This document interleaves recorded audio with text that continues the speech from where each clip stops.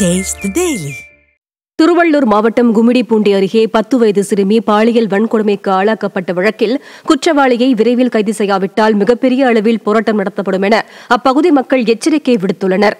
8 தனிப்படைகள் அமைத்தும் குற்றவாளியை கண்டுபிடிக்க முடியாமல் காவல்துறை திணறி வருவது வெட்கக்கேடானது என மக்கள் கடும் கண்டனம் தெரிவித்துள்ளனர். பெண் குழந்தைக்கு பாயத்தில் கொடுத்திருக்காங்க. பெண்களுக்கு பாதுகாப்பு கிடையாது. இந்த குழந்தைங்க ஸ்கூல் போற குழந்தைகளுக்கு யாருக்கும் பாதுகாப்பு கிடையாது.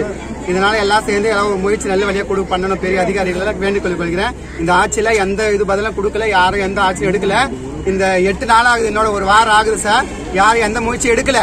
சின்ன குழந்தை சார், எல்லாம் 10 மாசம் சுமந்து பெற்றாங்க. நாங்க பிள்ளை பெக்காத வயது சார். நாங்க திருநங்க தான் சார். பிள்ளை பெக்காத வயது எங்களுக்கு அந்த வலி இருக்கும் போது பெத்த தாய்ங்க இருக்கு எல்லா பெண்களுக்கு எப்படி சார் வலிக்கும்?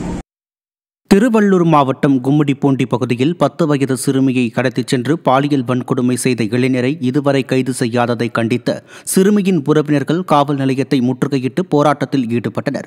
கும்மிடிப்பூண்டி பகுதியில் பள்ளியில் இருந்து வீட்டிற்கு சென்று கொண்டிருந்த சிறுமியை கொடூர நபர் ஒருவர் கடத்திச் சென்று பாலியல் வன்கொடுமை செய்தது தமிழகத்தையே உலுக்கியுள்ளது. இதில் குற்றவாளியை திறனற்ற திமுகவின் ஏவல் துறை இதுவரை கைது செய்யாமல் அலட்சியத்துடன் செயல்பட்டு வருவதாக குற்றம் சாட்டி சிறுமியின் உறவினர்கள் ஆரப்பாக்கம் காவல் நிலையத்தை முற்றுகையிட்டு போராட்டத்தில் ஈடுபட்டனர்.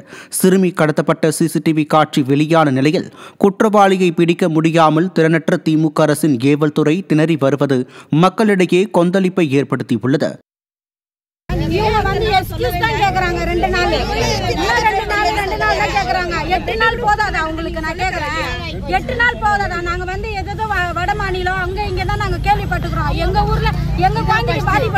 திருவள்ளூர் மாவட்டம் திருத்தணியில் 12ஆம் வகுப்பு மாணவியை கடத்தி சென்று பாலியல் தொல்லை கொடுத்த இளைஞர் போக்சோவில் சிக்கினார்.